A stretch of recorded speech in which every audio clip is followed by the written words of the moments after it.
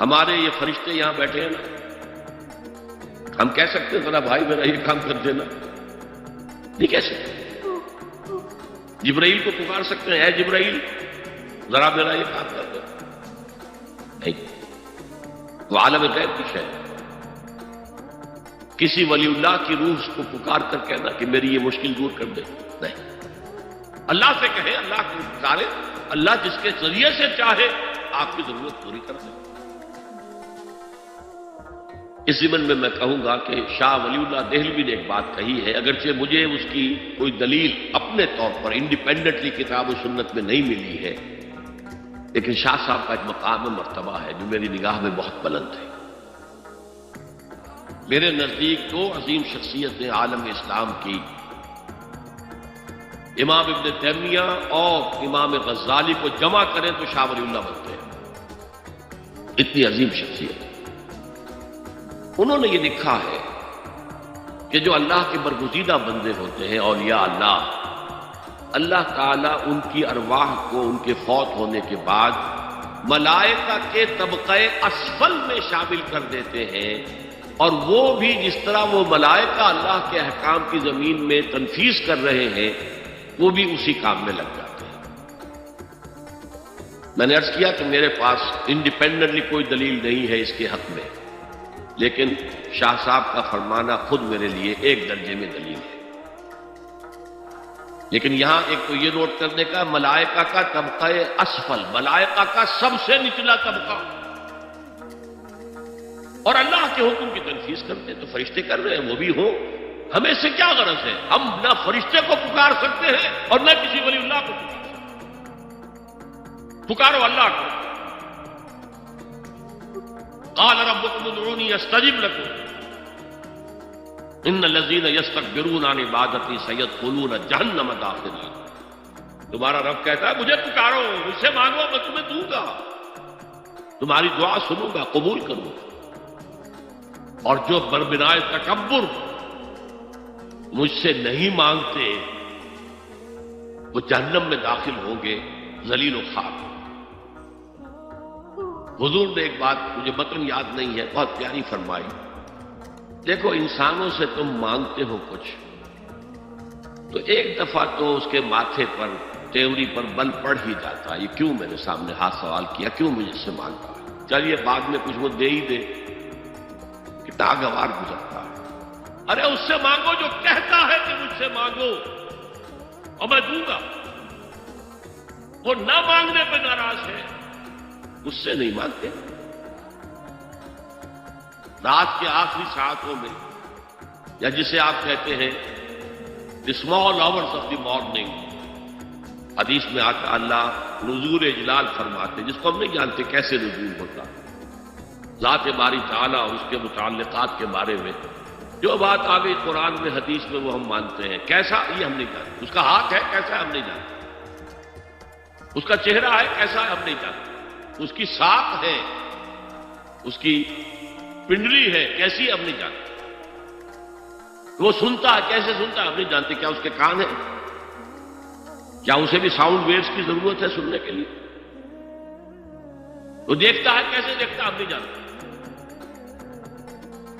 وہ اترتا ہے کیسے اترتا ہے ہم نہیں جانتے، جو قرآن میں آ گیا حدیث میں آ گیا مان لیجیے بس، باقی یہ متشابہات میں سے ہے، اس کی کھود پرید میں پڑو گے تو فتنے میں مبتلا ہو، ابتغاء الفتنۃ وابتغاء تاویلہ۔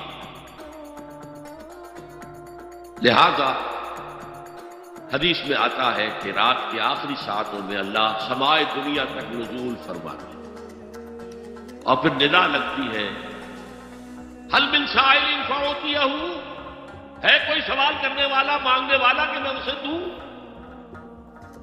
حل من مستغفر فاغفر لہ، ہے کوئی گناہوں کی معافی چاہنے والا کہ میں اسے معاف کر دوں۔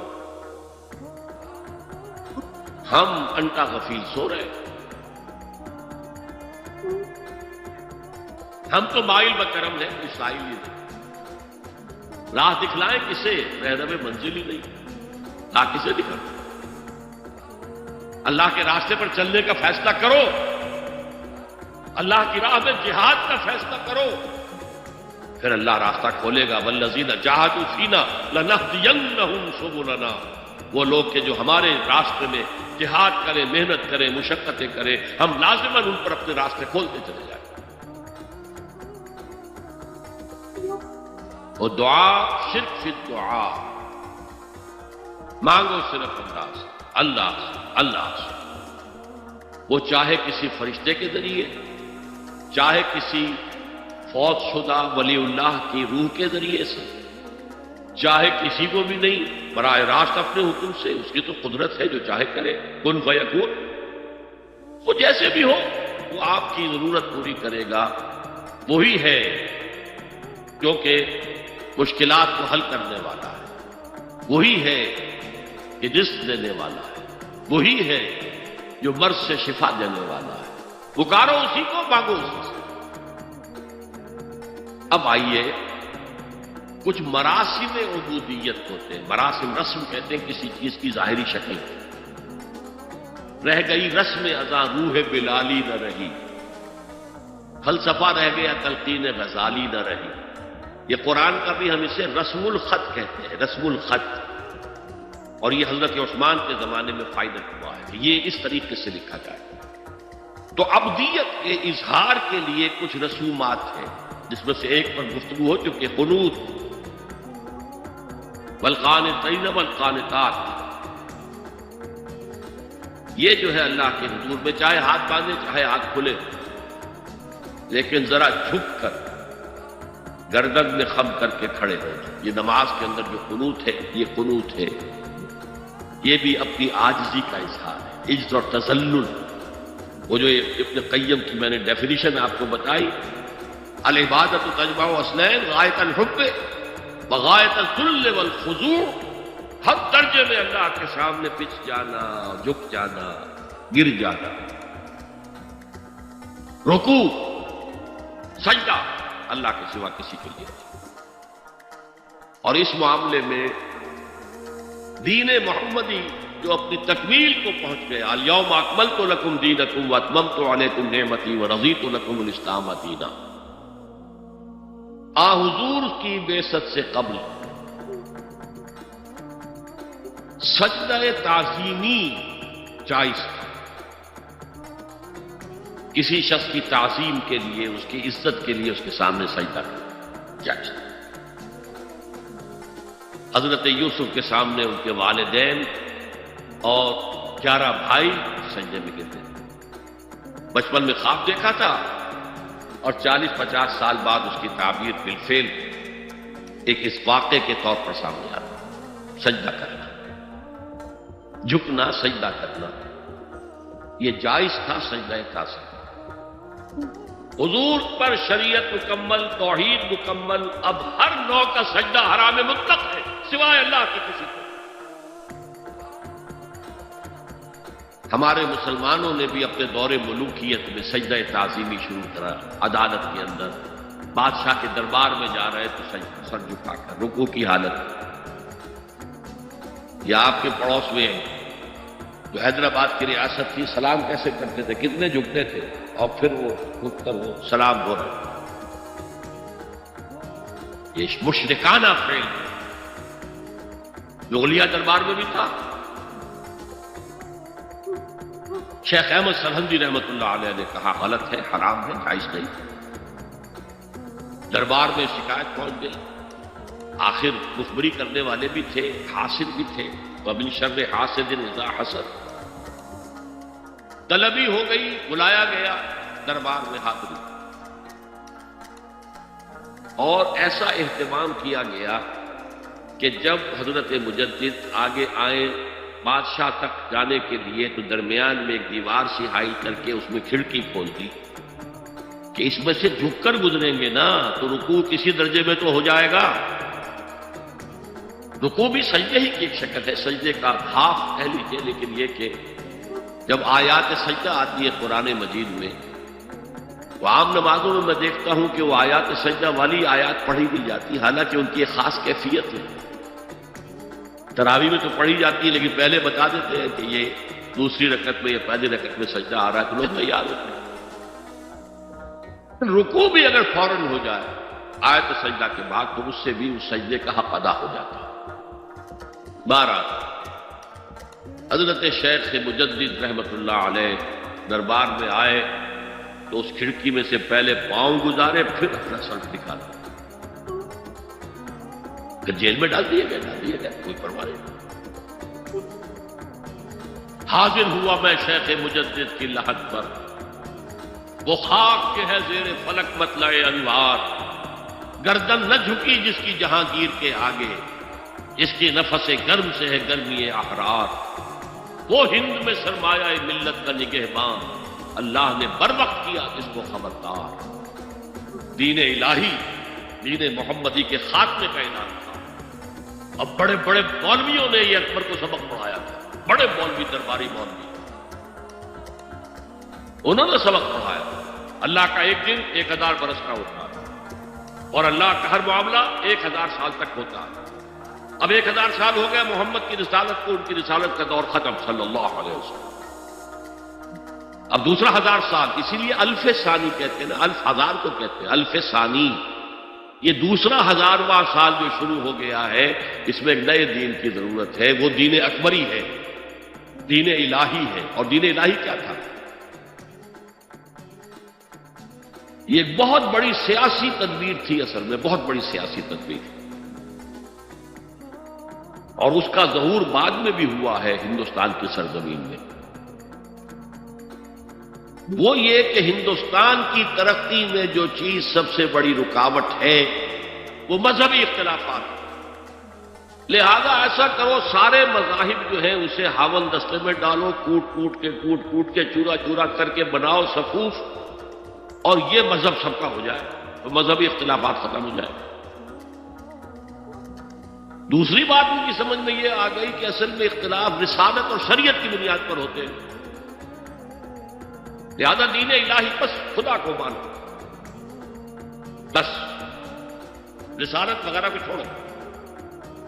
خدا تو سب کا رب ہے، اسے آپ پرماتما کہہ لیں، مہادیو کہہ لیں، جو چاہے کہہ لیں، اللہ کہہ لیں، رام کہہ لیں.